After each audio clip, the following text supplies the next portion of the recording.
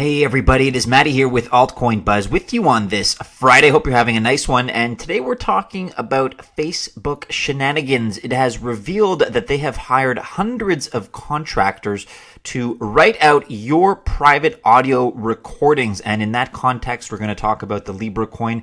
This is breaking courtesy of Bloomberg and other news outlets. Facebook paid contractors to transcribe users' audio chats. How in the world can we possibly trust their privacy assurances when it comes to Libra? Here on WashingtonPost.com with a bit of a different take, Facebook's Libra cryptocurrency is part of a disturbing financial trend. Then, in the big news of the day, we're going to be talking Samsung. Galaxy's blockchain wallet gets ready to support Bitcoin here on decrypt.co. NewsBTC.com is covering that story as well. Samsung quietly adds Bitcoin to its blockchain KeyStore. That is massive news. And then we have some news in the way of Nuls on altcoinbuzz.io exclusive. Nuls launched a new reward model. So we're going to look at all that, but let's begin with a snapshot of the market here on CoinGecko.com. Things up a little bit, albeit marginally from yesterday. Total market cap at $265 billion. That is up 1%.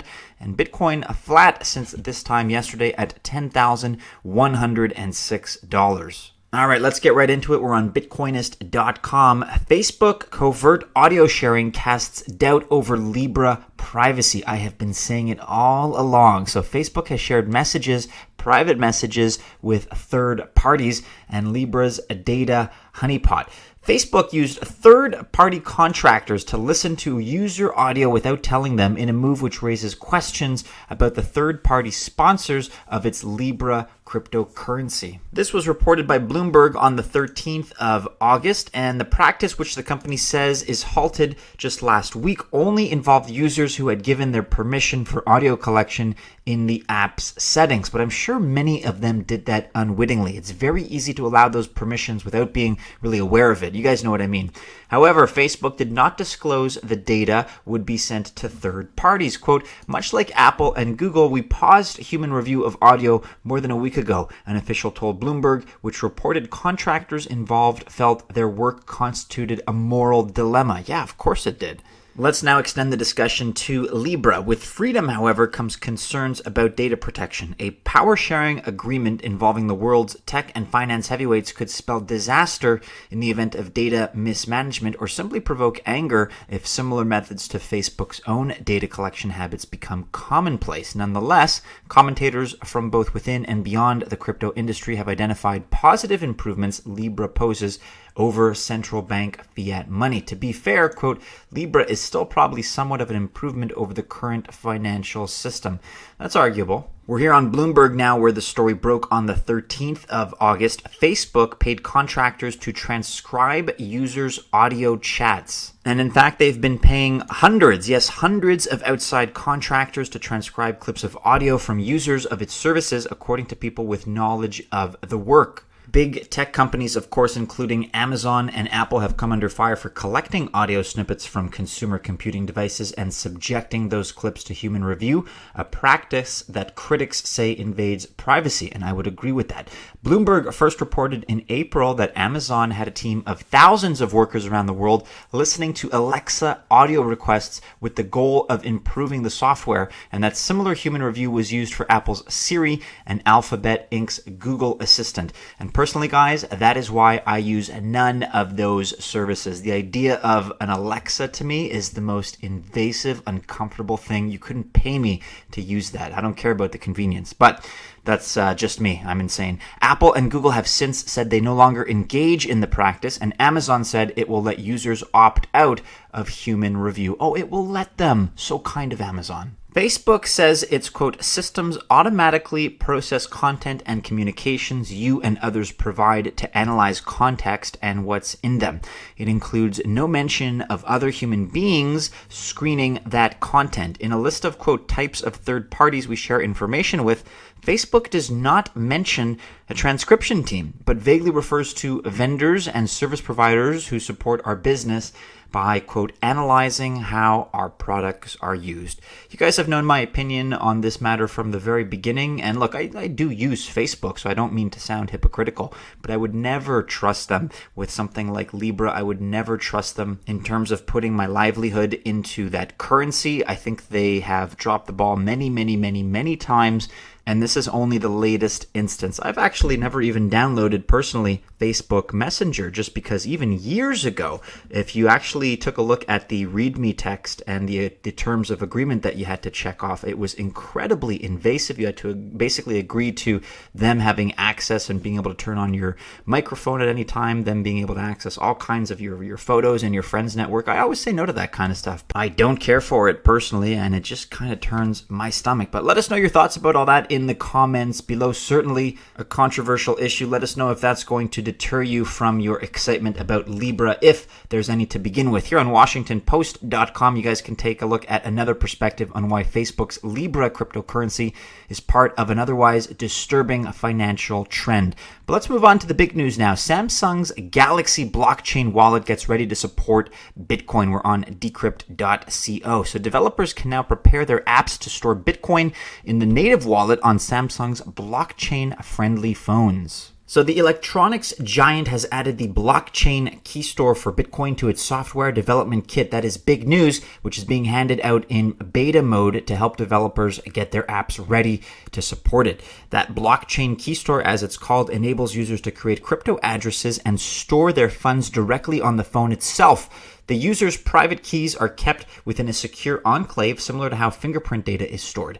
Apps can then integrate with the KeyStore to allow people to spend coins stored on their phone. And this is a big deal because, as you may recall, when the wallet was initially launched back in March of this year, it only worked for Ethereum and ERC20 tokens, and everybody was kind of scratching their heads asking why Bitcoin wasn't supported.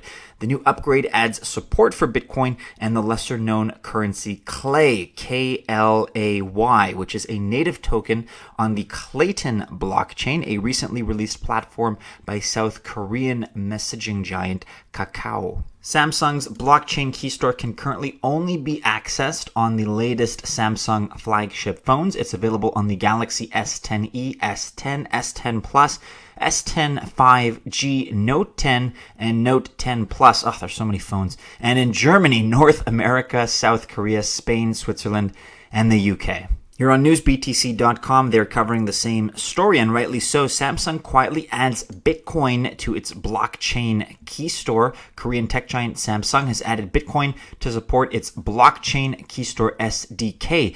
This will eventually allow users to use Bitcoin with applications via the company's secure storage hardware featured on supported devices. As far as timeline goes, the blockchain KeyStore SDK is currently being offered to developers via an application process only. Samsung hopes to provide full access by the end of 2019, and according to one of the FAQs on the website, quote, official version of Samsung blockchain SDK will be announced by the end of 2019. In the meantime, developers can request a partnership to use the beta version of the Samsung blockchain SDK.